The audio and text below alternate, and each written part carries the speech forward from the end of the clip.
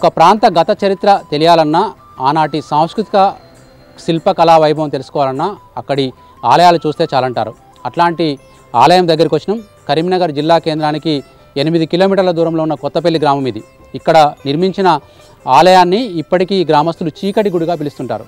ఎందుకు దీనికి ఆ పేరు వచ్చింది? ఒకప్పుడు వెలుగులు వెలిగిన ఈ గుడికి చీకట్లు ఎందుకు అలుముకున్నాయి? ఇంతకు ఈ గుడి విశేషాలేంటి, ఇందులో దాగి ఉన్న రహస్యాలేంటి? ఈ గ్రౌండ్ రిపోర్ట్ ద్వారా తెలుసుకుందాం.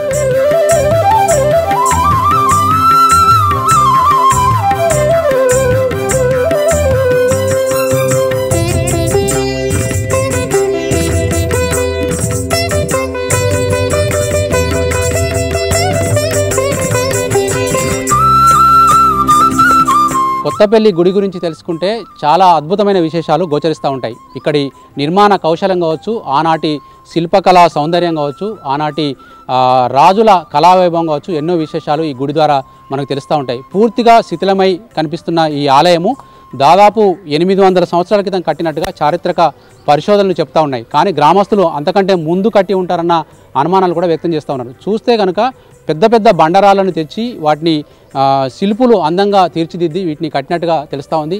కరీంనగర్ జిల్లాలో దొరికే గ్రానైట్ గుట్టల నుంచి సేకరించిన బండరాలతో పాటు అద్భుతమైన ఎర్ర రాయితో దీన్ని నిర్మించారు. మనకు కాకతీయుల కాలంలో నిర్మించినట్టుగా చెప్తున్న ఈ స్ట్రక్చర్ ద్వారా మనకు అర్థమవుతుంది.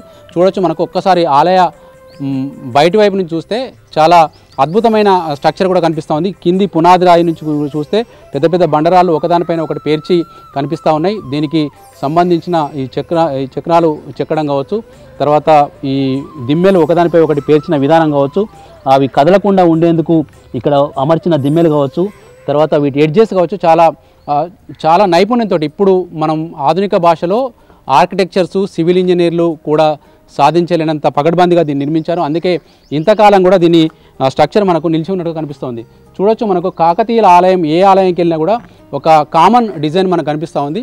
ఇక్కడ ఈ పద్మాలు ఇవన్నీ కూడా కమలము పువ్వు పైభాగాన్ని పోలి ఉన్న పద్మాకృతులు కనిపిస్తూ ఉంటాయి. మొత్తం ఇదంతా కూడా ఇట్లాగే కనిపిస్తూ ఉంది. ఆలయం చుట్టూ ఎక్కడ చూసినా కూడా ఇట్లాంటి నిర్మాణాలు కనిపిస్తూ ఉంటాయి. ఇక మరొక నిర్మాణము జైన స్ట్రక్చర్స్ కూడా ఇలా కొన్ని కనిపిస్తూ ఉన్నాయి. మధ్యలో రాతి స్తంభాలకు సంబంధించినవి. ఇప్పటిదాకా మనం చూసిన బయట రాయి అయితే గ్రానైట్ అయితే, ఇక ఇది పూర్తిగా ఎర్రరాయి, రెడ్ కలర్లో ఉన్నది. ఇది ఒక పార్ట్ వరకు ఈ రెడ్ రాయితో నిర్మించారు. అడుగు భాగం ఒక భాగం, తర్వాత అక్కడి వరకు కూడా మొత్తం రెడ్ రాయితో నిర్మించారు. మళ్ళీ ఆ పై భాగం కనుక చూస్తే మళ్ళీ గ్రానైట్ రాయి కనిపిస్తూ ఉంది. ఇట్లా వేరువేరు రాళ్ళ సమాహారంగా ఈ ఆలయాన్ని నిర్మించారు. ఒకదానిపై ఒకటి పేర్చి కట్టారు. దీన్ని కనుక విప్పదీస్తే మళ్ళీ ఏ పాటు కాపాటు కూడా బయటకు వచ్చే అవకాశం కనిపిస్తోంది. ఇట్లా ఆలయం చుట్టూ కూడా ఇదే ప్రాంగణం కనిపిస్తూ ఉంది. అయితే చాలా వరకు శిథిలమై కొన్ని విరిగిపోయి బండరాలన్నీ బయటపడ్డాయి. దాని కింద ఉన్న మా పిచ్చి మొక్కలు మొలిసి ఆలయం 2 ముక్కలుగా కూడా విడిపోయినట్టుగా కూడా కనిపిస్తూ ఉంది. పైభాగం అంతా చూడొచ్చు, అదంతా కూడా ఇట్లాగే ఉంది. పైన పిచ్చి మొక్కలు మొలిసి ఆ ఆలయ ప్రాంగణం అంతా కూడా చాలా అపరిశుభ్రంగా మారింది. ఇప్పుడు మనం నిలుస్తున్న ప్రాంతం అంతా కూడా ఒకప్పుడు భక్తులు ఈ ఆలయం చుట్టూ ప్రదక్షిణ చేసేందుకు వీలుగా ఈ వసారాలాగా నిర్మించినట్టుగా తెలుస్తుంది. ఒక్కసారి గుడి లోపలికి వెళ్ళి ఆ గుడి అసలు నిజానికి ఇది 3 ఆలయాల సమాహారం, అంటే త్రికుటాలయం. గతంలో మనం చాలా త్రికుటాలయాలు చూసాం. కాకతీయుల కాలంలో ఇప్పుడు మనం చూస్తున్న ఈ చీకటి గుడి లాంటివి దాదాపు 4000 ఆలయాలు నిర్మించినట్టుగా కూడా చరిత్రకారులు చెప్తా ఉన్నారు. అందులో ఈ ఆలయ విశేషాలు ఒకసారి లోపలికి వెళ్ళి తెలుసుకుందాం.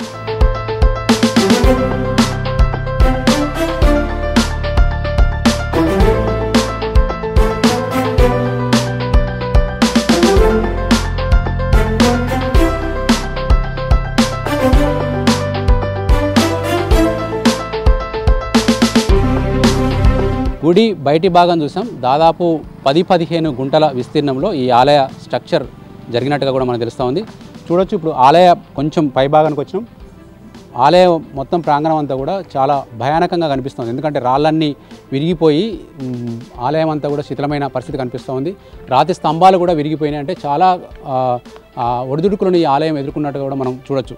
అయితే త్రికుటాలయం అంటే 3 ఆలయాల ప్రాంగణం ఒకే దగ్గర ఉంటే దాన్ని త్రికుటాలయం అంటే. ఇక్కడ చూడొచ్చు, మనకు ఒకవైపు కనిపిస్తున్న కుడివైపు కనిపిస్తున్న ఒక ఆలయం, తర్వాత మనకు ఎదురుగా కనిపిస్తున్న ఇంకొక ఆలయం, తర్వాత లెఫ్ట్ సైడ్ కనిపిస్తున్న ఒక ఆలయం. ఈ 3 ఆలయాల సమూహంగా ఈ చీకటి గుడిని మనం చూడొచ్చు. దీంట్లో ఇంకా కొన్ని ఉప ఆలయాలు కూడా కనిపిస్తూ ఉన్నాయి. ఇక్కడ ఉప ఆలయాలు అంటే చిన్న చిన్న దేవతామూర్తుల్ని మళ్ళీ మధ్యలో కార్నర్లుగా పెట్టే విధంగా ఇట్లాంటివి ఉన్నాయి. మనకు ఒకటి అరల్లాగా పెట్టారు, ఇది 1, 2, తర్వాత ప్రతి ఈ ప్రధాన ఆలయానికి 2 వైపులా కూడా 2 ఉపాలయాలు ఉన్నాయి.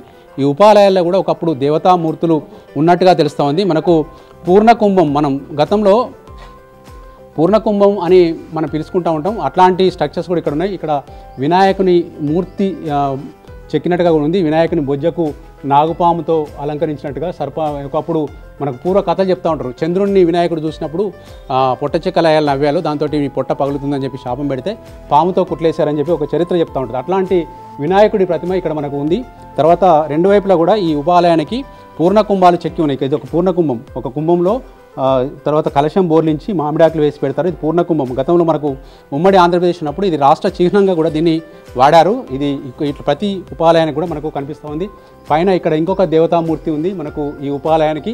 ప్రతి ఆలయాన్ని కూడా, ఎందుకంటే గుడి ముందు భాగం అందంగా కనిపించాలని మనం చూస్తూ ఉంటాం, దాన్నే మనం ఎలివేషన్ అంటాం. ఈ గుడి ఎలివేషన్స్ కూడా ప్రతి ఒక్కటి కూడా చాలా జాగ్రత్తగా చేశారు. తర్వాత మెయిన్ ఆలయంలోకి వస్తే దీని లోపల విగ్రహాలన్నీ కూడా ఎక్కడ కూడా కనిపించట్లేదు. ఒకప్పుడు శివలింగాలు ఉన్నాయని చెప్తున్నప్పుడు కూడా దీంట్లో విగ్రహాలన్నీ ధ్వంసం అయిపోయినాయి. గుప్త నిధుల వేట అనేది మనకు ప్రతి ఆలయంలో కూడా గుప్త నిధుల కోసం వచ్చిన వాళ్ళ తవ్వకాలు ప్రతి ఆలయంని ధ్వంసం చేసినాయని చెప్పొచ్చు. ఇందులో కూడా అట్లాంటి జరిగినట్టుగా మనకు ఆనవాళ్ళు కనిపిస్తూ ఉన్నాయి. ఎందుకంటే ఆలయ ప్రాంగణంలో బంగారు నిక్షేపాలు కానీ ఇట్లాంటివి ఉంటాయని చెప్పి నమ్ముతూ ఉంటారు. అట్లా కొంత స్ట్రక్చర్ ఇబ్బంది అయింది ఇక్కడ మనకు. దీనికి సంబంధించిన ఆలయ విషయాలు తెలుసుకుందుకు కొంతమంది గ్రామస్తులు కూడా మన దగ్గరికి వచ్చారు, వాళ్ళు మాట్లాడిద్దాం ముందు.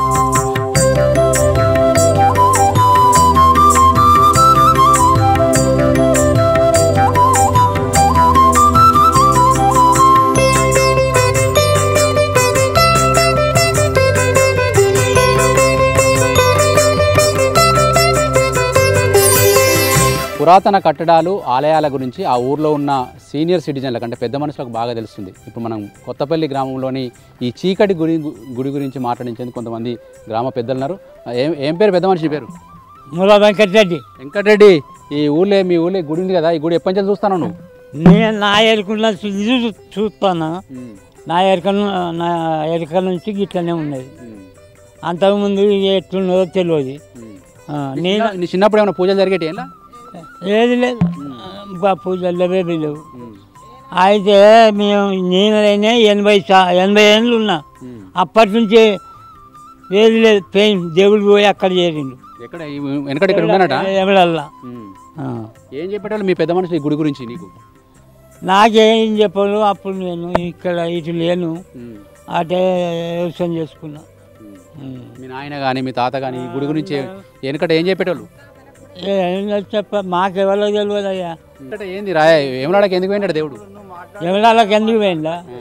ఇక్కడ ఇష్టం లేక, దేవుడు ఇష్టం లేక అక్కడికి ఎవరాలకు దేవుడు ఇక్కడ కాదు, ఇలసారం నుంచి ఆడిపోయిండు. ఇంతకుముందు ఎక్కడ ఉండే దేవుడు? అక్కడ నవనూరు కాడ ఉండే.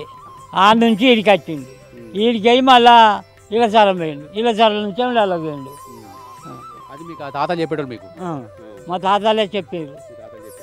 ఏమున్నాయి ఇప్పుడు గుడి లోపల? ఏమన్నదా విఘ్నాలు ఉంది, అన్ని పోయినాయి. బావి ఉన్నది కొన్ని రోజులు, అందులో అది ఉన్నది ఇది ఉన్నది అన్నారు. వర్కం చేసారు. బంగారం ఉన్నది, అది ఉన్నది, ఇది ఉన్నది అన్నారు. ఏది దొరకలే. తవ్వితే దొరకలే. వాళ్ళని దొరకబట్టిండ్రు. ఉరుకుతో వాళ్ళే ఉరికి.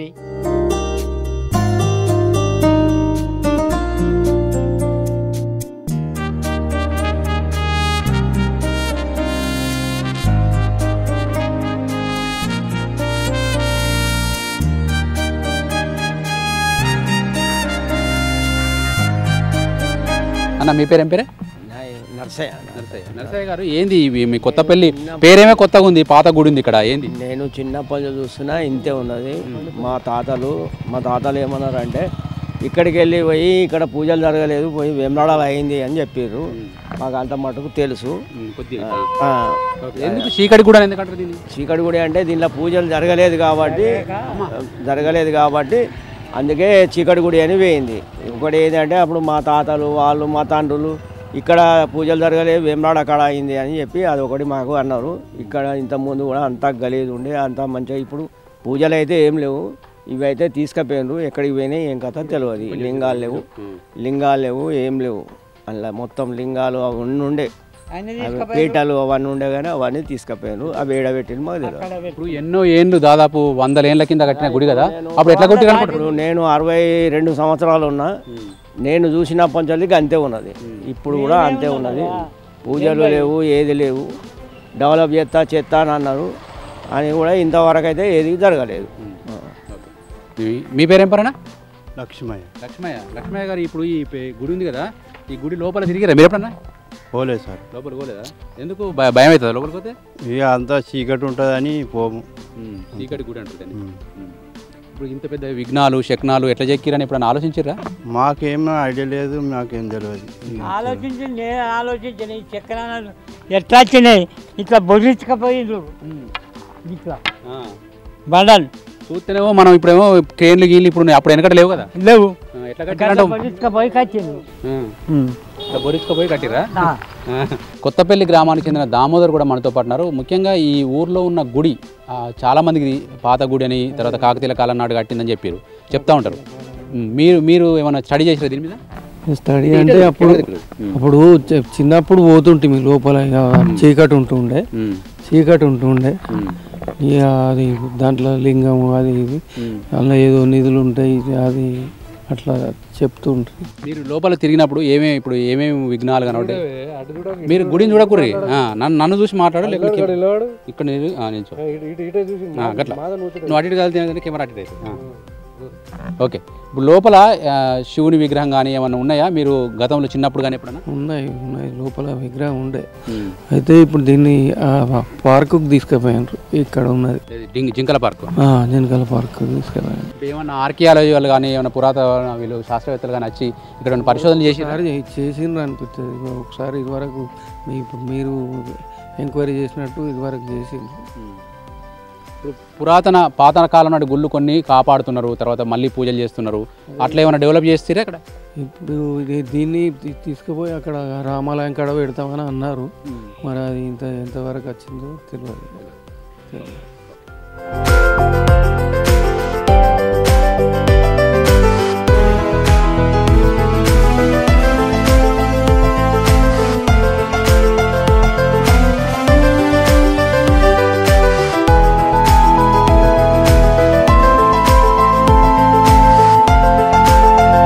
గుడిని ఆ గ్రామస్తులు చూసి చాలా రోజులు ఒక చర్చ అయితే చేస్తూ ఉంటారు. ఒకప్పుడు ఇట్లా ఉండేది గుడి, ఒకప్పుడు అట్లా ఉండేదని చర్చ జరుగుతూ ఉంటుంది. అట్లాగే కొత్తపల్లి గుడి గురించి ఈ ఊరోళ్ళు ఏమనుకుంటున్నారు తెలుసుకునేందుకు దామోదర్ అండ్ కోటయ్య మనతో పాటు ఉన్నారు. ప్రజెంట్ మనం చూస్తున్న ఒక ప్రధాన ఆలయం ముందు వీళ్ళు నిల్చొని ఉన్నారు.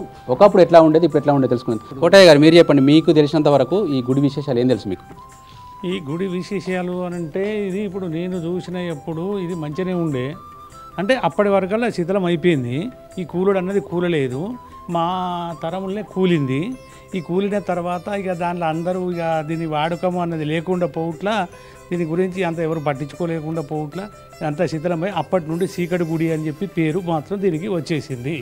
మీకు తెలిసినంతవరకు ఎన్ని వందల ఏళ్ళ కింద కట్టి ఉంటుంది? ఇది దాదాపు ఒక 500-600 కంటే ఎక్కువనే అవుతుంది కావచ్చు అనిపిస్తుంది. కాకతీయ రాజుల టైంలో కట్టింది అన్నట్టు ఐడియా, అంతే. ఇప్పుడు ఇక్కడ ఉన్న దేవతా విగ్రహాలు కావచ్చు, ఈ విగ్రహాల చక్నాలు కావచ్చు, రాతి స్తంభాలు కావచ్చు, ఇవన్నీ చూస్తుంటే ఇప్పుడు మనం కట్టుకుని ఒక చిన్న ఇల్లు కట్టాలంటే చాలా కష్టం అవుతుంది. ఇది ఎట్లా కట్టి ఉంటారంటావు? అప్పుడు కట్టినరు అంటే ఆ పెద్ద మనుషులు ఎట్లా కట్టినరు, వాళ్ళకి మొక్కాలే ఈరోజు చేతులు ఎత్తి.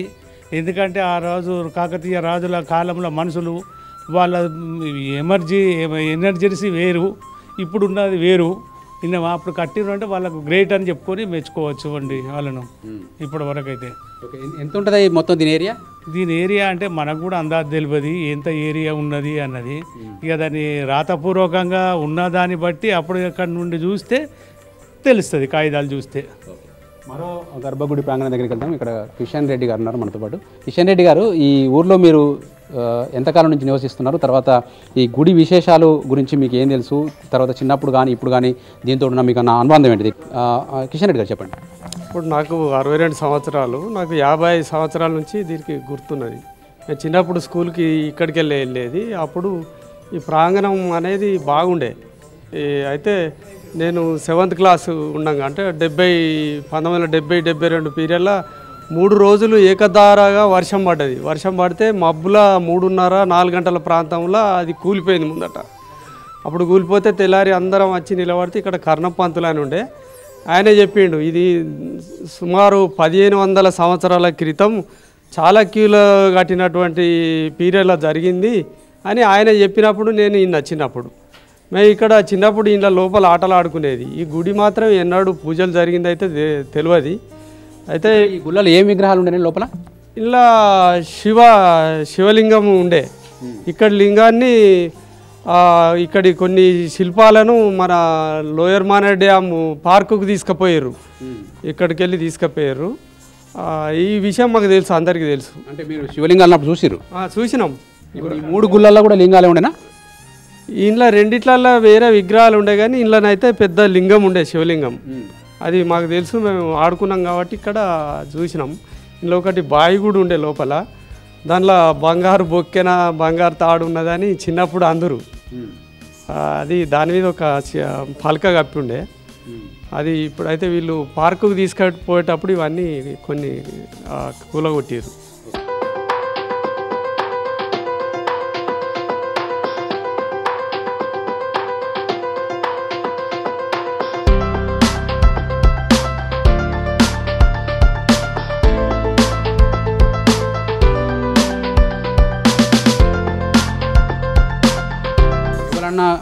చరిత్రకారులు కానీ తర్వాత ఆర్కియాలజీ డిపార్ట్మెంట్ కానీ ఇక్కడికి వచ్చి దీన్ని పరిరక్షించే ప్రయత్నం ఏమైనా చేసిరా? మధ్యలో ఒకసారి దీన్ని క్లీన్ చేసిరు. క్లీన్ చేస్తే ఒక అయ్యవారు ఒక వారం రోజులేమో ఉన్నాడు, ఇలా పూజ కూడా చేసిర్రు. వారం రోజులు భక్తులు ఎవరు రాలేదు కాబట్టి అది బంద్ అయిపోయాడు. అయితే ఇది మాకు తెలిసిన వరకు వేములవాడ దేవస్థానం కంటే ముందు ఇది ప్రసిద్ధి. ఇది ఎప్పుడైతే చీకటి గుడి అయిందో అప్పుడు దాని తర్వాత వేములవాడ ప్రసిద్ధికి వచ్చింది. వేములవాడ దేవస్థానం కంటే ముందు ఉన్నదే ఇది, ఈ గుడి. అంత చరిత్ర ఉంది, అంత చరిత్ర ఉన్నది. మరొక కోనేరు కూడా అక్కడ వడ్లొల్ల సంధిలో ఒక అది ఏది వీళ్ళు స్నానాలు చేసే కోనేరు ఉన్నది. ఆడ ప్రతి ఆలయానికి ఒక వెనకడ కోనేరు కూడా కట్టి కోనేరు ఉన్నది. ఇప్పటికీ ఆనవాళ్ళు లోపల కుడుకపోయి ఉన్నది, అది అవుతే కోనేరు వెళ్తుంది. ఇప్పుడు ఇక్కడ అద్భుత శిల్పకళా సౌందర్యం శిల్పాలు కావచ్చు, తర్వాత నగనూరు లాంటి టెంపుల్లో కూడా లేని అనేక శిల్పాలు ఇక్కడ ఉన్నాయి కదా, ఇవన్నీ ఎట్లా చెక్కి ఉంటారు? తర్వాత అప్పటికి ఇప్పటికి ఇవి ఎట్లా కాపాడుతూ వచ్చారు వీళ్ళంతా?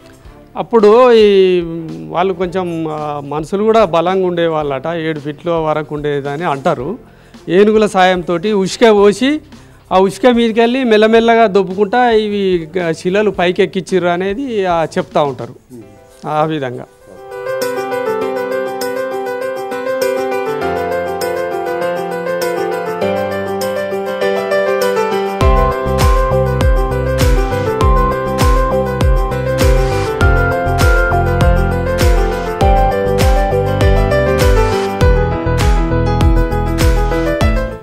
గర్భగుడి ప్రాంగణం దగ్గరికి వెళ్దాం. అక్కడ కూడా కొంతమంది ఉన్నారు. శ్రీనివాస్ అనే ఒక యువ రైతు ఉన్నారు. ఎందుకంటే ఇప్పుడు మనం పెద్ద మనుషులు మాట్లాడించినాం, నడియుడు వయసు వ్యక్తులు మాట్లాడించినాం, చిన్నతరం ఈ తరం వాళ్ళు ఏమనుకుంటున్నారు గుడి గురించి, ముఖ్యంగా రాళ్ళు కుప్పలు కుప్పలుగా పడి ఉన్నాయి, ఎక్కడి నుంచి వచ్చినాయి ఇవన్నీ.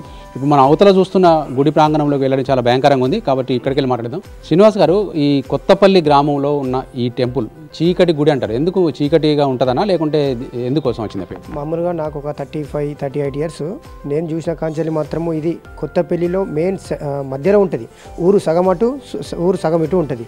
సో నేను చూసిన కాంచెల్లి మా బాపులు కానీ తాతలు కానీ చెప్పేది ఏంటి అంటే, ఇది ఎప్పుడో ఈ కొత్తపల్లిలో ఫస్ట్ వెలిచిన దేవాలయం, ప్రాచీన దేవాలయం. మామూలుగా 1500 సంవత్సరాల కింద అప్పుడు కాకతీయులు కట్టించిన గుడి అని చెప్పి చాలామంది పెద్దవాళ్ళు అంటారు. ఇప్పుడు 90 ఇయర్స్ ఉన్న వాళ్ళు చెప్తూ ఉంటారు అప్పుడప్పుడు. సో ముఖ్యంగా ఏంటంటే ఇక్కడ ఉన్నంత సంపద సో ఎక్కడ లేదు నాకు తెలిసి. కొత్తపల్లిలో పెద్ద దేవాలయం అంటే ఇదే. సో ఇక్కడున్న దేవాలయంలో మిగతా దేవుళ్ళన్నీ తీసుకెళ్ళారు. ఇప్పుడు డ్యామ్ దగ్గర తీసుకెళ్ళారు, నగనూరు తీసుకెళ్ళారు, మంచి మంచి విగ్రహాలు. ఇప్పుడు చూడండి ఎంత మంచి కట్టారు, అప్పుడు శిల్పాకరణే వేరుంది. సో ఎంత బ్రహ్మాండంగా ఉన్న దేవాలయం. ఇటువంటి దేవాలయాన్ని నిజంగా ప్రభుత్వాలు అనేవి పట్టించుకోవాలి. చూడండి, ఇటువంటి మనం మళ్ళీ తరం అనేది చూడదు, మేము చూసినవే గొప్ప. ఇటువంటి మా తదనంతరం తర్వాత మిగతా వాళ్ళు చూద్దా ఇటువంటి దేవాలయం ఉంది. అప్పటి 1500 సంవత్సరాలు అంటే మామూలు విషయం కాదు, ఎవరు బతికిలేరు. ఇటువంటి దేవాలయాన్ని కాపాడుకోవాలి. ప్రాచీన కాలంలో ఉన్నటువంటి సంపదను ప్రభుత్వాలు గుర్తించి వీటికి ఫెసిలిటీ ఎక్కడైనా పెట్టి మిగతా తరాలకు చూద్దా ఉపయోగకరంగా ఉంటే బాగుంటుందనే ఆలోచన. ఇప్పుడు ఇక్కడికి వెళ్ళి ఏమేమి తీసుకుపోయారు ఉజ్వల పార్క్? మామూలుగా నాకు తెలిసి ఇక్కడ నంది అనేది శివలింగం, త్రికుటాలయం. సో మెయిన్గా ఏంటి అంటే త్రికుటాలయం అనేది చాలా అరుదుగా తక్కువ ఉంటాయి. చాణక్యులు కాకతీయులు కట్టించినవి తక్కువ ఉంటాయి. సో ముఖ్యంగా ఇక్కడ ఒకటి, విలాసాగర్లో ఒకటి, 2 ఉన్నాయని చెప్పి మాకు తెలుసు. త్రికుటాలయం అంటే ఈ 3 శివలింగాలు ఉంటాయి, అందువల్ల త్రికుటాలయం అంటారని చెప్పి ఆలోచన. సో ఇక్కడ ఉన్న సంపద మొత్తం తీసుకెళ్లారు. ఇప్పుడు ఇక్కడ ఈ మధ్యలో ఎవరైనా ఆర్కియాలజీ అక్కడ బోర్డు అయితే కనిపిస్తుంది ఒకటి, వాళ్ళు ఏమైనా చర్యలు తీసుకున్నారా టెంపుల్ డెవలప్మెంట్ కోసం కానీ కాపాడడం కోసం కానీ? మామూలుగా మీలాగా అంత మీడియా వాళ్ళు వస్తారు, అప్పుడప్పుడు తీసుకుంటారు, విజువల్స్ తీసుకొని చుట్టూ ఎంత ఉంది ఏముంది అనేది డేటా తీసుకొని మాత్రమే వెళ్తారు. కానీ దీన్ని పకడ్బందీగా ప్రభుత్వాలకు ఏం నివేదిక ఇస్తలేరు. మామూలుగా మాకు తెలిసి ఏంటంటే ఒక 4 ఎకరాలు 5 ఎకరాలు సరౌండింగ్లో ఉండేనంట. సో ఇప్పుడు అంతా కబ్జా చేసేసారు. దీన్ని పట్టించుకున్న ప్రభుత్వాలు లేవు, ఎవరు రాజకీయ నాయకులు లేరు. ఏంది మూలకు పడ్డే దీన్ని ఇడిచిపెట్టేసారు. సో మిగతా అక్కడ ఏదో చేసేస్తున్నారు.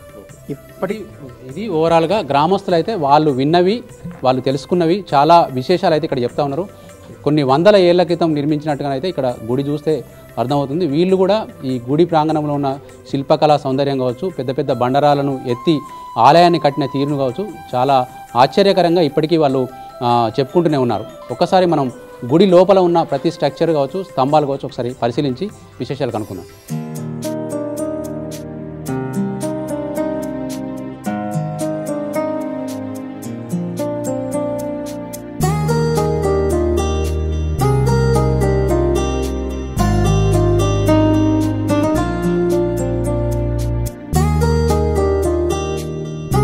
కొత్తపల్లిలోని ఆలయ నిర్మాణాన్ని గమనిస్తే హన్మకొండలోని 1000 స్తంభాల గుడి ప్రాంగణంలో ఉన్న ఒక ఆలయ నమూనాను గుర్తుకు తెస్తుంది. ఇక్కడ చూడొచ్చు, మనకు ఏ రాతి స్తంభం చూసినా ఇక్కడ ఉన్న స్ట్రక్చర్ శిల్పకళా సౌందర్యం చూసినా కూడా అక్కడి గుడిని పోలినట్టుగా కనిపిస్తుంది. అందుకే చరిత్రకారులు కూడా దీన్ని కాకతీయుల కాలంలో కట్టినట్టుగా కూడా నిర్ధారించారు. కాకతీయుల కాలం నాటి శిల్పకళా వైభవం అంతా కూడా ఇక్కడి నిర్మాణాల్లో మనకు గోచరిస్తూ ఉంటుంది. ఇక్కడ చూస్తున్న రాతి స్తంభాలు కావచ్చు, ఇక్కడ ఉన్న గోపుర పైభాగాలు కావచ్చు చూస్తే ఇది ఇప్పుడు ప్రజెంట్ స్ట్రక్చర్ అంతా డిస్టర్బ్ అయింది. కానీ ఒకప్పుడు దీనిపైన 10 గోపురాలు ఉన్నట్టుగా మనకు అర్థమవుతుంది. ఎందుకంటే ఒక్కొక్క భాగం కనుక చూస్తే ఇక్కడ మనం నిల్చున్న భాగము ఒక ప్రాంగణం, భక్తులు ప్రవేశించడానికి వీలుగా ఉన్న ఒక ప్రాంగణం. తర్వాత మెయిన్ ఆలయంలోకి వస్తే దీంట్లో 3 భాగాలుగా దీన్ని వినియోగించవచ్చు. ఇదొక భాగం, తర్వాత ఇట్లాంటివి మొత్తం 9 స్ట్రక్చర్స్ కనిపిస్తూ ఉంటాయి. ఇప్పుడు ఇదొక భాగం, దీనిపైన గోపురం ఉంటుంది. ఆ పక్కనున్నది ఇంకొక భాగం, దానిపైన గోపురం ఉంటుంది. ఆ పక్కన ఉన్నది ఇంకొక భాగం, అట్లా గోపురం ఉంటుంది. ఇట్లా ఈ వరుసకు 3 చొప్పున 3 × 3 9 ప్లస్ బయట భాగంలో ఒకటి 10 గోపురాలతో కూడిన ఆలయం ఇది. దీని నిర్మాణం అంటే ఎప్పుడైతే ఇప్పుడు శిథిలమైంది కాబట్టి మనం చూడలేం, కానీ శిథిలం కాకముందు ఇక్కడ ఉన్న స్ట్రక్చర్ని బట్టి మనం 10 గోపురాల ఆలయంగా కూడా దీన్ని మనం గుర్తుకు తెచ్చుకోవచ్చు. ఇక్కడున్న పద్మాల అన్నీ కూడా మనకు ఇంతకుముందు గుడి బయట చూపెట్టాం, గుడి లోపల కూడా ఇట్లాంటి పద్మాకృతిలో ఉన్న ఆకృతులన్నీ కూడా చెక్కి కనిపిస్తూ ఉన్నాయి. గోపుర పైభాగంలో ఉన్న ప్రాంతాలన్నీ కూలిపోయి చెల్లాచెదురుగా పడి ఉన్న దృశ్యాలు చూడవచ్చు. గుడి పైన గడ్డి మొలిసి ఆలయం అంతా కూడా చాలా అధ్వానంగా తయారైంది. పైభాగంలో నుంచి కూడా గడ్డి అంతా మొలిసింది. అక్కడ కనిపిస్తున్నది కూడా రాతి స్ట్రక్చర్, మొత్తం రాతి స్ట్రక్చర్ అంతా కూడా ఎర్రరాయి. ఈ ఎర్రరాయి ఈ ప్రాంతంలో దొరికిందా లేకుంటే బయటకు వెళ్ళి తెచ్చారనేది మనకు తెలియదు. కానీ ఇక్కడ ఉపయోగించిన ఈ గ్రానైట్ రాయి మాత్రం ఇక్కడి కొండల్లో గుట్టల్లో నుంచి తెచ్చిందనుకోవచ్చు. ఎందుకంటే ఇప్పటికీ కరీంనగర్ జిల్లా గ్రానైట్ పరిశ్రమకు ప్రసిద్ధి. అప్పటి కాలంలోనే ఇక్కడి కొండల నుంచి బండరాళ్ళు తెచ్చి చెక్కి వీటిని అద్భుతమైన ఆలయాలుగా ఆనాటి శిల్పులు కావచ్చు, రాజులు కావచ్చు మలిచారని చెప్పుకోవచ్చు. కరీంనగర్ జిల్లాలో చాలా చోట్ల ఇట్లాంటి ఆలయాలు కనిపిస్తూ ఉన్నాయి. అదేవిధంగా మనకు తెలుగు పుట్టింది, తెలుగుకు సంబంధించిన ప్రాచీన హోదా రావడానికి ఇక్కడ కరీంనగర్ జిల్లా గంగాధర దగ్గర ఉన్న కురిక్యాల బొమ్మలమ్మ గుట్ట కూడా ఒక విశేషం. ఇక్కడ ఒక నంది విగ్రహం కూడా మనకు ఉంది. ఇది ఎక్కడి నుంచి తీసుకొచ్చి ఇక్కడ పెట్టినట్టుగా మనకు అర్థమవుతుంది. ఎందుకంటే గుడి లోపల అయితే చాలా పెద్ద నంది విగ్రహాలు ఉంటాయి. ఈ నంది విగ్రహాన్ని కూడా మనం చాలా శిథిలమైపోయినప్పుడు కూడా దాని స్ట్రక్చరు కావచ్చు, నంది మెడలో ఉన్న ఈ గొలుసు కావచ్చు, ఇప్పటికీ దానికి ఆకృతులు కనిపిస్తూ ఉన్నాయి. ఈ పైభాగంలో ఉన్న ఈ ప్రాంతం కూడా ఇదంతా చెక్కినట్టుగా ఉంది. ఈ నందీశ్వరుని విగ్రహాన్ని తీసుకొచ్చి ఇక్కడ కొంతమంది గ్రామస్తులు శివుడికి ఎదురుగా ప్రతిష్ఠించారు. నిజానికి ఇక్కడ ఉండాల్సిన నందీశ్వరుని విగ్రహం ఏమైంది, తర్వాత ఇక్కడ ఉన్న శివలింగాలు కూడా కొంత కనిపించకుండా పోయినాయి.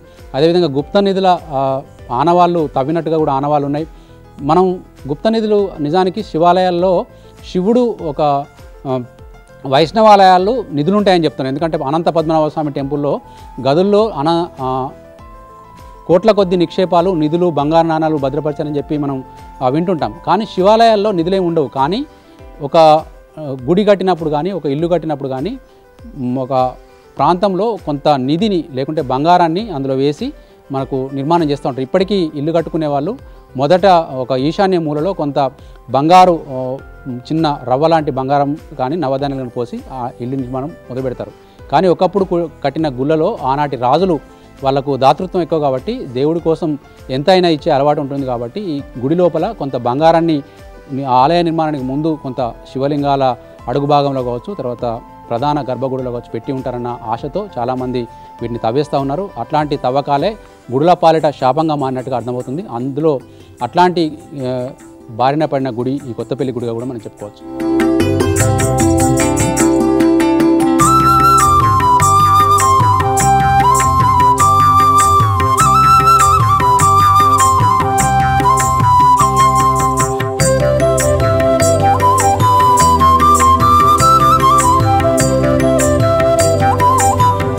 ప్రతి ఆలయానికి మధ్య భాగంలో నిర్మించిన మంటపాన్ని నాట్య మంటపం అని పిలుస్తారు. ఇప్పుడు మనం నాట్య మంటపం దగ్గర ఉన్నాం. ఈ త్రికుటాలయానికి 3 ఆలయాల ప్రాంగణానికి మధ్య భాగం ఇది చూడొచ్చు. ఈ ప్రాంగణంలోనే ఒకప్పుడు భజనలు కావచ్చు, తర్వాత నాట్యాలు కావచ్చు చేయాలంటే ఈ మంటపాన్ని వాడుకునే వాళ్ళు చూడొచ్చు. మన కింద అరుగు భాగం అంతా కూడా గుండ్రగా చెక్కి ఉంది. కొన్ని ప్రాంతాల్లో దీన్ని వల్లు బండగా కూడా వాడుతూ ఉంటారు. అట్లాంటి ఈ మంటపానికి 4 స్తంభాలతోటి కూడిన స్ట్రక్చర్ ఇది. ఇట్లాంటి 4 స్తంభాలు ఉన్నాయి. ఈ 4 స్తంభాలు కూడా మనం చాలా అద్భుతంగా నిర్మించి ఉన్నాయి, చాలా బందోబస్తుగా కట్టారు. గతంలో మనం నగనూరు దగ్గర ఉన్న ఒక ఆలయం చూస్తాం, కానీ అక్కడ కూడా ఇంత పెద్ద రాతి స్తంభాలు లేవు. ఈ రాతి స్తంభం మనం ముందే చెప్పుకున్నట్టుగా కూడా 4-5 భాగాలుగా దీన్ని కట్టినట్టుగా తెలుస్తుంది. కింది భాగం ఒకటి, ఇక్కడ నుంచి ఇగో ఈ ప్రాంతం వరకు ఒక భాగం, తర్వాత ఈ చక్రం లాగా ఉన్న ఈ ప్రాంతం అంతా కూడా అక్కడి వరకు ఒక భాగం, పైన ఒక భాగం. ఈ 4 భాగాల స్తంభాలు ఇట్లా ఒకదానిపై ఒకటి పేర్చి ఈ మంటపాన్ని చేశారు. ఈ మంటపానికి అడ్డంగా ఉన్న పట్టీలు చూడొచ్చు. ఈ అడ్డు పట్టీలను కూడా ఈ రాయి మీద ఆ స్తంభం మీద ఆనేటట్టుగా ఇచ్చారు. కానీ మధ్యలో కొంత భాగం విరిగిపోయింది. విరిగిపోవడంతో కొంత సపోర్ట్ చేసి దీనికి కొంత సపోర్ట్ ఇచ్చే ప్రయత్నం చేశారు. ఇక్కడ కూడా ఒక స్తంభం ఉంది. ఈ స్తంభానికి సంబంధించిన భాగాలు కూడా కొంత శిథిలమై కనిపిస్తూ ఉన్నాయి. ఓవరాల్గా ఈ 4 కాళ్ళ మంటపం నుంచే మనకు ఇక్కడ నిల్చుంటే కనుక 3 ఆలయాలను ఏకకాలంలో దర్శించుకునే అవకాశం ఉంటుంది. మనకు కుడి సైడు, ఎడమ సైడు, తర్వాత మనకు ఎదురుగా ఉన్నది. ఇది ఇక చీకటి గుడి అని పేరు వచ్చడానికి చూస్తే కనుక మనం నేరుగా ముందున్న గుడి దగ్గరికి వెళ్దాం. ఇక్కడికి వెళ్దాం. ఆ గుడి చూడవచ్చు, లోపల చాలా చీకటిగా కనిపిస్తూ ఉంది. గబ్బిలాల శబ్దాలు వినిపిస్తూ ఉన్నాయి. ఈ గుడి ముందు భాగం అయితే చాలా అద్భుత శిల్పకళా సౌందర్యం మనకు కొట్టొచ్చినట్టు కనిపిస్తుంది. పై భాగం చూడవచ్చు, మనకు అక్కడ నాట్య ప్రదర్శన జరుగుతున్నట్టుగా కొంత సంగీత వాయిద్య పరికరాలు వాయించే నాట్యగత్తెల శిల్పాలు అక్కడ ఉన్నాయి. తర్వాత తబలా వాయించేవాళ్ళు, తర్వాత తాళాలు వాయించేవాళ్ళు, తర్వాత డోలు వాయించేవాళ్ళు, తర్వాత మధ్యలో ఒక ఆమె నాట్యం చేస్తున్నట్టుగా ఉన్న శిల్పాలున్నాయి. అటు ఇటు ఏనుగులు దీవిస్తున్నట్టుగా కూడా ఏనుగులు తొండాన్ని పైకి లేపి దీవిస్తున్నట్టుగా ఆకృతులున్నాయి. తర్వాత ఆ చివర ఈ చివర మాత్రం జైన స్ట్రక్చర్స్ ఉన్నాయి. తర్వాత ఈ గుడి ముందు కూడా కింద కూడా మనకు ద్వార పాలకులు వింజామరలు వీస్తున్నట్టుగా ఇక్కడ కొంత ఒక స్ట్రక్చర్ ఉంది. తర్వాత ఇక్కడ కూడా చిన్న చిన్న 2 బొమ్మల్ని కూడా చెక్కారు. దీనికి సంబంధించిన విశేషాలు పక్కన పెడితే ఇక్కడ గుడి లోపలికి వెంటిలేషన్ వెళ్ళే విధంగా మనకు కొంత జాలీలతో కూడిన రంధ్రాలతో కూడిన ఒక ఫ్రేమ్ను కూడా ఇక్కడ అమర్చారు. అంటే ఒక ఆలయానికి ఇప్పుడు మనం ఒక ఇల్లు కట్టుకున్నప్పుడు ఎన్ని జాగ్రత్తలు తీసుకుంటామో ఆలయానికి కూడా అన్ని జాగ్రత్తలు తీసుకున్నట్టుగా కూడా మనకు అర్థమవుతోంది. పైన చెక్కిన ఈ తోరణం, ముఖద్వార తోరణం కూడా చాలా అందంగా డిజైన్ చేశారు. తర్వాత ఇటువైపు కూడా మనకు ద్వారపాలకులకు సంబంధించిన కొన్ని వెల్కమ్ చెప్తూ వింజామరలు వీస్తున్నట్టుగా ఉన్న శిల్పాలున్నాయి. ఆ లోపల కనుక శిల్పం మన లోపలికి అక్కడ గబ్బిలాలు అవన్నీ చాలా భయంకరంగా ఉన్నాయి. అక్కడ దాకా వెళ్ళాం, కానీ అక్కడ కూడా చూడొచ్చు గుడి ఆవరణలో మనకు ఒక అద్భుతమైన శిల్పం కనిపిస్తూ ఉంది. ఆ శిల్పాలు 2 వైపులా కూడా ఉన్నాయి. మనకు కొంచెం లైట్ వేసి చూస్తే అక్కడ అద్భుతమైన భంగిమలతో కూడిన విగ్రహాలున్నాయి. ఆ పైభాగం కూడా చాలా అద్భుతమైన డిజైన్ తోటి చెక్కి ఉన్నట్టుగా కనిపిస్తూ ఉంది. ఒకప్పుడు దాంట్లో ఇప్పుడు మనం ముందున్న ఒక వాసారు లాంటి ప్రాంగణం కాకుండా వెనక భాగంలో శివలింగం ఉండేది. కానీ ఇప్పుడు ఆ శివలింగ భాగం ఇక్కడికి వెళ్ళి దొంగలు ఎత్తుకపోయారా, లేకుంటే కొన్ని అయితే ఉజ్వల పార్క్ కట్టినప్పుడు అక్కడికి తరలించినట్టు చెప్తా ఉన్నారు. ఓవరాల్గా చీకటి గృహంగా ఉన్న ఈ గుడిని చూస్తే దీనికి ఆ పేరు ఎందుకు వచ్చింది తెలుసుకోవచ్చు. ఒకప్పుడు కాకతీయులు 13వ సెంచరీలో దీన్ని కట్టినట్టుగా మనకు చెప్తున్నప్పటికీ కూడా కాకతీయుల పరిపాలన అనంతరం ఈ గుడిని వదిలేశారు. గుడిలో ఎప్పుడైతే ధూప నైవేద్యాలు బంద్ అవుతాయో అది గుడి చీకటిగా మారిపోతుంది. కాబట్టి దాన్ని చీకటి గుడి అనే పేరు వచ్చిందని చెప్తా ఉన్నారు. ఇది ఎదురుగా ఉన్న గుడి అయితే మరొక ప్రాంగణానికి వెళ్దాం. ఇక్కడ రెండో వైపు కూడా చాలా శిథిలమైపోయి ఉన్న మరొక త్రికుటాలయంలో మరొక భాగం చూడొచ్చు. దాని కింది కూడా వెళ్ళలేనంత వీలుగా భయంకరంగా తయారైంది. మొత్తం పైభాగం కూడా ముక్కలు అయిపోయి కేవలం సపోర్ట్ తోటి నిలబడి ఉంది. మొత్తం 3 ముక్కలు అయిపోయింది. దాన్ని ఒకవేళ అక్కడికి వెళ్తే కూడా చాలా డేంజర్ అని చెప్పి ఎవరు వెళ్ళట్లేదు. మొత్తం పెద్ద పెద్ద రాళ్ల కుప్పలన్నీ ఇక్కడ పడి ఉన్నాయి. అందులో కూడా ఒక శివలింగం ఒకప్పుడు ఉండేదని చెప్పి ఆనవాళ్ళుగా ఒక గోడకు ఒక మరక లాంటి ప్రాంతం ఉంది. ఇక్కడ కూడా ఈ గుడి ముందు కూడా సేమ్ ఇంతకుముందు మనం చూసిన గర్భాలయం లాగానే అటు ఇటు నాట్య భంగిమలతో కూడిన విగ్రహాలు కావచ్చు, పైన నాట్య తబలా సంగీత వాయిద్యాలు వాయించే పరికరాలు కావచ్చు, అవన్నీ సేమ్ స్ట్రక్చర్లో మనకు కనిపిస్తూ ఉన్నాయి. దీని లోపల కూడా ఒక శివలింగం ఉండేది. ఇక్కడ కూడా పూజలు జరిగాయి మనకు 3 వైపులా. ఎందుకంటే మనం చూస్తున్నది దక్షిణాభిముఖంగా ఉన్న ఆలయం ఇది. దక్షిణం వైపు ఉన్న ఆలయానికి ఒకటి తూర్పు నుంచి పడమరకు కట్టిన ఆలయం, ఒకటి పడమర నుంచి తూర్పు వైపు కట్టిన ఆలయం. ఈ 3 ఆలయ ప్రాంగణాలు కూడా దీంట్లో ఉన్నాయి. దీంట్లో నటరాజస్వామికి సంబంధించిన నాట్య భంగిమలు కూడా ఒకప్పుడు ఉండేవని చెప్తున్నారు. ఎక్కడ చూసినా కూడా చెల్లాచెదురుగా రాళ్ళన్నీ విరిగిపడిపోయి మొత్తం చెల్లాచెదురుగా కనిపిస్తున్నాయి. మనం ముందే చెప్పినట్టుగా పద్మాకృతులు ఎక్కడ చూసినా కూడా ఈ పద్మాకృతులు మాత్రం చాలా అందంగా చెక్కి ఇప్పటికీ కనిపిస్తూ ఉన్నాయి. ఓవరాల్గా ఈ గుడి ప్రాంగణం అంతా కూడా నిరాదరణకు గురై జీవోద్ధరణ కావాలని చెప్పి కోరుకుంటున్నట్టుగా ఉంది. మనం ముందే చెప్పినట్టుగా ఒక ఆలయము ఆ ప్రాంత సంస్కృతిని తెలియజేస్తూ ఉంది. కరీంనగర్ ప్రాంతము ఒకప్పుడు సబ్బినాడుగా పిలిచేవాళ్ళు. కాకతీయులు ఈ ప్రాంతాన్ని కేంద్రంగా చేసుకొని సామంతరాజులకు పరిపాలన కేంద్రంగా ఉన్నప్పుడు ఇక్కడ అనేక ఆలయాలు నిర్మించారు. అందులో కరీంనగర్ టౌన్లో ఇప్పుడు మనం కరీంనగర్ టౌన్లోని పాత బజార్లో పాత శివాలయం ఒకటి ఉంది. అది ఒక్కటి మాత్రమే ఇప్పటికీ భక్తుల పూజలు అందుకుంటూ కనిపిస్తూ ఉంది. అదేవిధంగా నగనూరులో తీసుకున్న టెంపుల్ పూర్తిగా శిథిలమైపోయింది. ఇప్పుడు మనం చూస్తున్న కొత్తపల్లిలోని ఈ ఆలయం కూడా పూర్తిగా శిథిలమైపోయింది. ఎక్కడ చూసినా కూడా అద్భుతమైన శిల్పకళా నైపుణ్యానికి ప్రతీకగా ఇక్కడ ఆలయం ఉన్నప్పుడు కూడా దీన్ని పట్టించుకున్న దాఖలాలు అయితే కనిపించలేదు. మనం పైన కొంత చూడొచ్చు. గుడి పైభాగానికి పైకి చూపిస్తాం. గుడి పైభాగానికి పలకల్ లాంటివి వేసి దీన్ని పైకప్ చేశారు. పైన ఇటుకలు కనిపిస్తూ ఉన్నాయి మనకు. మనం గతంలో చాలా స్టోరీలు కూడా చేసినప్పుడు ఈ ఇటుకల గురించి ప్రత్యేకంగా చెప్పుకున్నాం. ఎందుకంటే ఇప్పుడున్న ఇటుకలకు ఆ ఇటుకలకు చాలా తేడా ఉంది. ఒకప్పటి ఇటుకలు ఎట్లా తయారు చేసేవాళ్ళు అనేది మనకు చూడొచ్చు. ఈ గుడి పైభాగంలో శిల్పాల మీద ఆ రాళ్ళు వేసి వాటిని ఒక గోపురం లాగా తీసుకొచ్చినట్టుగా మనకు అర్థమవుతుంది. కానీ ఇప్పుడైతే ఆ గోపుర భాగం కానీ అవన్నీ ఏమీ కనిపించడం లేదు.